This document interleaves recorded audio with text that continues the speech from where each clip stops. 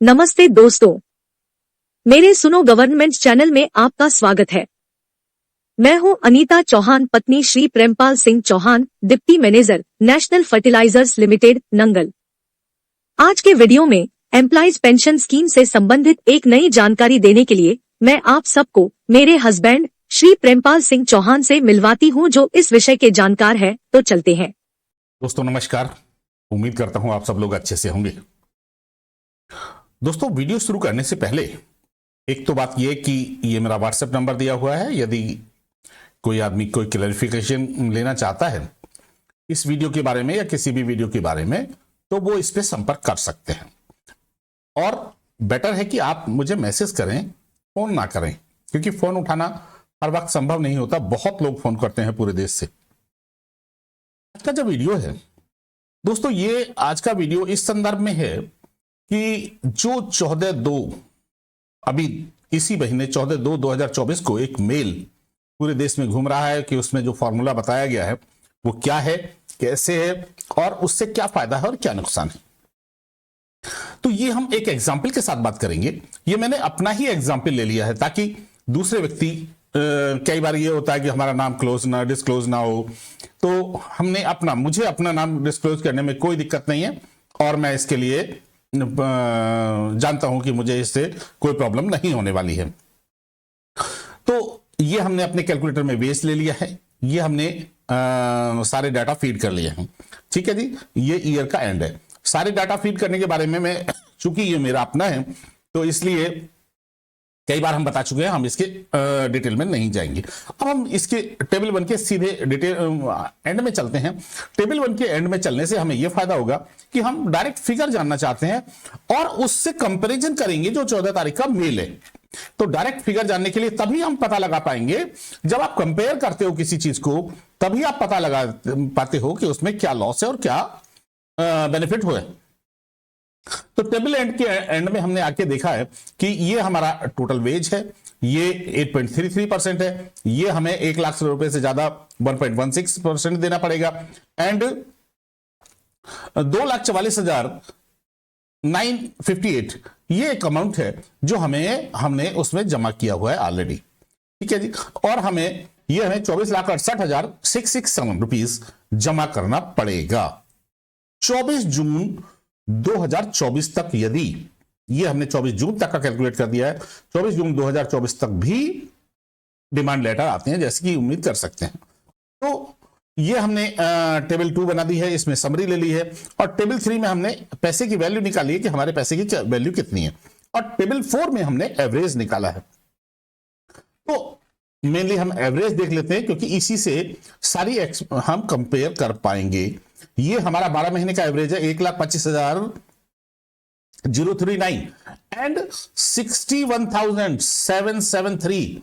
ये फिगर आप लोग ध्यान रखिएगा, जब हम कंपेयर करेंगे तो ये बहुत इंपॉर्टेंट होने वाली है। ये हमारा 12 महीने का 2014 से पहले, 1 सितंबर 2014 से पहले वाला 12 महीने का एवरेज है। ठीक है जी, अब हम चलते हैं नीचे। अगली टेबल में हमने ये देखा है कि जो हमारे पैसे की वैल्यू है जमा, वो 8,07,050 के आसपास है एंड इसकी जो हमारी पेंशन मिल रही है 4,529 रुपए, इससे कभी भी रिकवरी नहीं होती। ठीक है जी, कभी भी इससे रिकवरी नहीं होती क्योंकि इसका जो अमाउंट है, जो इंटरेस्ट अमाउंट है पर मंथ, वो हमारा ज्यादा है।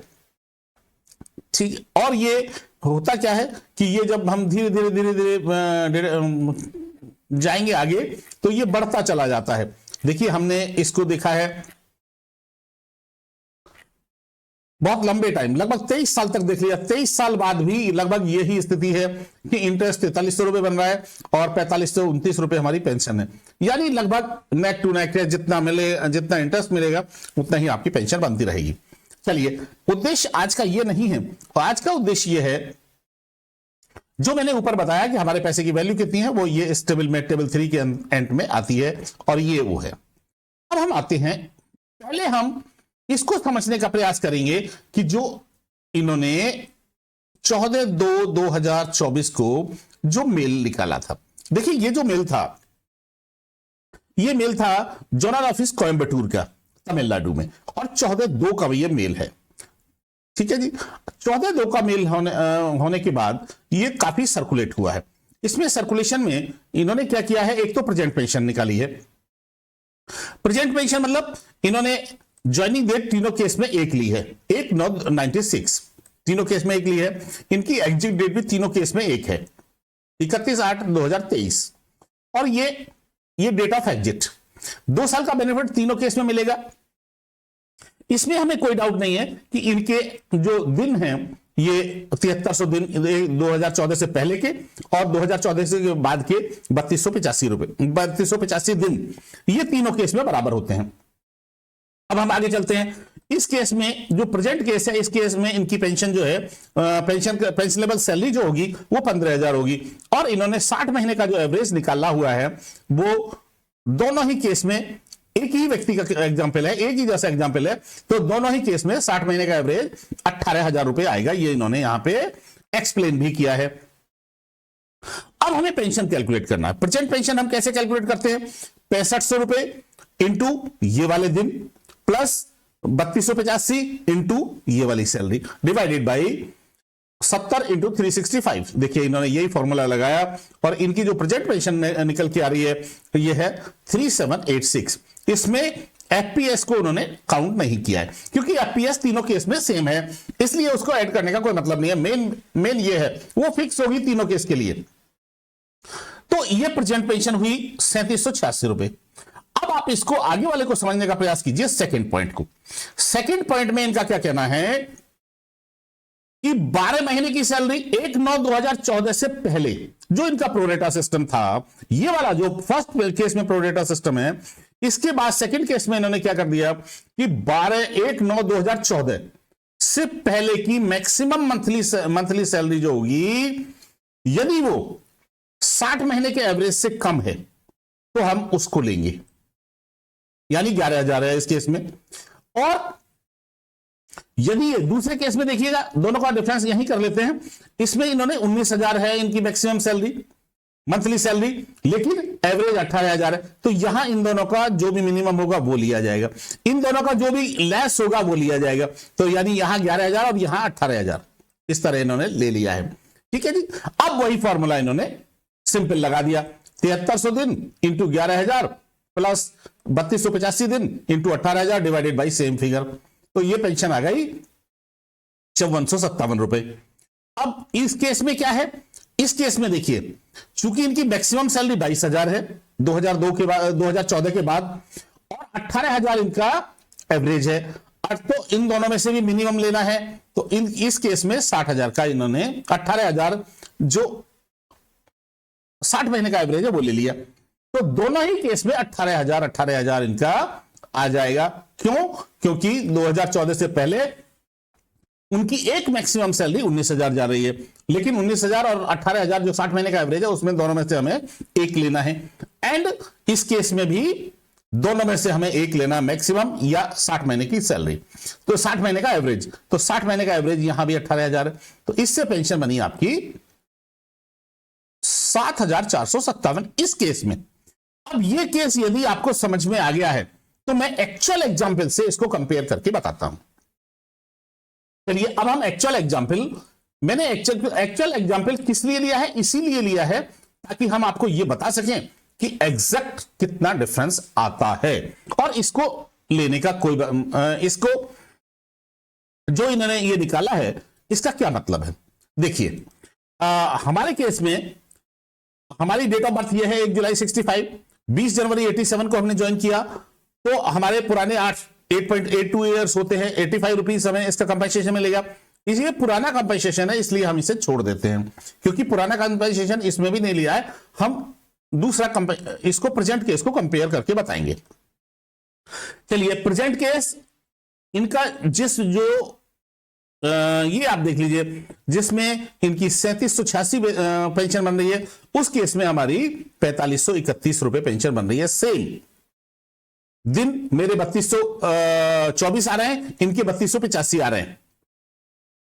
यदि हम कंपेयर करेंगे तो हम थोड़ा सा देखते हैं इसको कि इनके 3285 दिन आ रहे हैं बाद के दिन, और हमारे 3224 दिन आ रहे हैं। ये दोनों में इतना सा डिफरेंस है। दिन में 68, ये 6856 लेते हैं, हम भी 6856 ही ले लेते हैं, कोई दिक्कत नहीं है इसमें। ठीक है जी, तीनों केस में हम 6856 दिन ले लेते हैं। हालांकि जैसा मैं हर बार बताता हूं कि ये जो 6856 दिन है ये 8 दिन कम है, और इसीलिए हमारी पेंशन में थोड़ा सा अंतर आता है। देखिए 6856 दिन ये हमने ले लिए इस केस में।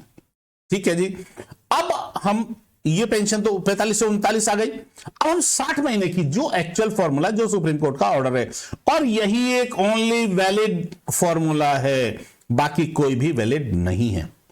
तो इसमें 60 महीने के केस में हमारी जो एवरेज 60 महीने का एवरेज बनता है वो 1,25,000 और 39 रुपए 39 रुपीज बनता है। तो इस तरह हमारी जो पेंशन बनती है वो बनती है। अब हम इसमें इस पार्ट को छोड़ देते हैं। देखिए इस पार्ट को हम जीरो कर देते हैं ताकि जो फैमिली पेंशन स्कीम का पार्ट है वो भी जीरो हो जाए। अब हमारा वो पार्ट भी जीरो हो गया। तो हमने इस पे 60 महीने की जो हमारी पेंशन कैलकुलेट होकर आती है वो आती है 52,942 रुपए। ठीक है जी, और प्रोरेटा केस में जो प्रोरेटा आज तक हम, जो एक्चुअल प्रोरेटा 2014 से पहले लगाया गया है, जो आपकी पॉलिसी में भी है, जिस हिसाब से ये पेंशन कैलकुलेट की है, यदि उसी हिसाब से हायर वेज में पेंशन कैलकुलेट होती है तो ये बनती है 34,119 रुपए। अब हम आते हैं इस पे, ये जिसको मैंने प्रोरेटा 4 नाम दिया है, यही वो कंपैरिजन है ओनली एंड ओनली जो इस 2014 के 14 फरवरी के मेल से मेल खाता है। अब हमने इसको देखिए, दिन वही है, दिन वही रहेंगे। इन्होंने अंतर क्या किया है, जो हमारा इससे पहले 12 महीने का एवरेज था, अब चूंकि हमारा 60 महीने का एवरेज तो 1,25,000 है, 2014 से पहले तो हमारी बेसिक 1,25,000 नहीं थी, इसलिए 2014 से पहले जिस मंथ में हमारी मैक्सिमम सैलरी है उसको ले लिया है। यानी मैक्सिमम सैलरी है हमारी 63,492, 63,492, यानी 61,700 से बढ़ के 2,000, लगभग 2,000 बेसिक हमारी बढ़ गई। तो इस केस में जब हम वही प्रोरेटा लगा के, वही दिन लगा के, सेम इसी स्टाइल में पेंशन कैलकुलेट करते हैं तो हमारी पेंशन प्रोरेटा से 511 रुपए, 510 रुपए बढ़ जाती है। यानी 36,629 रुपए, 34,629 रुपए पेंशन बनती है, और इसमें 34,119 पेंशन बनती है। मैं जरा इसको हटा देता हूं ताकि ये क्लियर हो जाए। ये देखिएगा, यहां ये दोनों का डिफरेंस देख लीजिए। तो इस तरह यदि मेरे ऊपर ये वाला फॉर्मूला लागू होता है, मैक्सिमम सैलरी वाला, तो इससे मुझे 510 रुपए का फायदा होगा प्रोरेटा पे की अपेक्षा, और एक्चुअल में 60 महीने की अपेक्षा लॉस होगा। ठीक है जी, अब मैं आपको जस्ट 2 मिनट में एक चीज और दिखाना चाहता हूं कि मेरे पास दूसरे लोगों के भी केस हैं।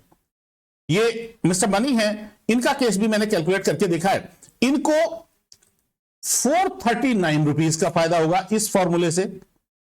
मैं एक और एग्जांपल आपको दिखाता हूं। मिस्टर बीकेसी हैं, इनका भी एग्जांपल मेरे सामने है, मैंने इनका भी कैलकुलेट किया है। तो इनको 358 रुपीज का फायदा होता है। इनका रिटायरमेंट है 18 में, और इनका मिस्टर मनी का भी रिटायरमेंट है 18 में, दोनों रिटायरमेंट 18 में।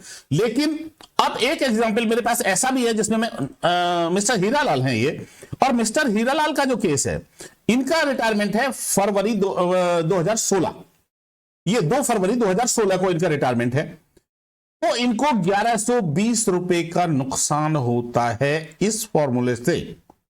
यानी जो लोग 2016 और 17 वाले लोग हैं उनको नुकसान हो रहा है। और एक एग्जांपल मेरे पास 17 का भी है, 2017 का भी, तो उसको भी देख लेते हैं। 2017 का भी इनको 334 रुपए का फायदा हो रहा है, लेकिन इनका रिटायरमेंट है 10 जुलाई 2017। तो यानी किसी केस में 2016 वाले व्यक्ति को नुकसान हुआ है 1100 रुपए का, और बाकी 17, 18 कि हमने देख लिया उनको 300 400 रुपए का फायदा हुआ है। तो लेकिन यह फॉर्मूला कहीं पर भी किसी भी पॉलिसी में नहीं है। ये जो फॉर्मूला इन्होंने मैक्सिमम निकाल के लाए हैं, ये आपकी जो हमारी पेंशन कैलकुलेशन की सीट है, पॉलिसी है, सर्कुलेशन है, उसमें कहीं भी मैक्सिमम सैलरी का फंडा नहीं है।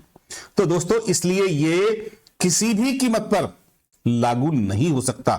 मेरा अपना मानना है कि सुप्रीम कोर्ट के डिसीजन के बाद ये मैक्सिमम सैलरी, ये वाले कुछ भी फंडा ले आइए आप, जब तक आप गवर्नमेंट कोई अध्यादेश लेके नहीं आती सुप्रीम कोर्ट के डिसीजन को डाउन करने के लिए, सुप्रीम कोर्ट का डिसीजन ही प्रिवेल करेगा। इसलिए किसी भी आदमी को इन सब चीजों से ये सर्कुलेट जो भी कर रहे हैं करने दीजिए।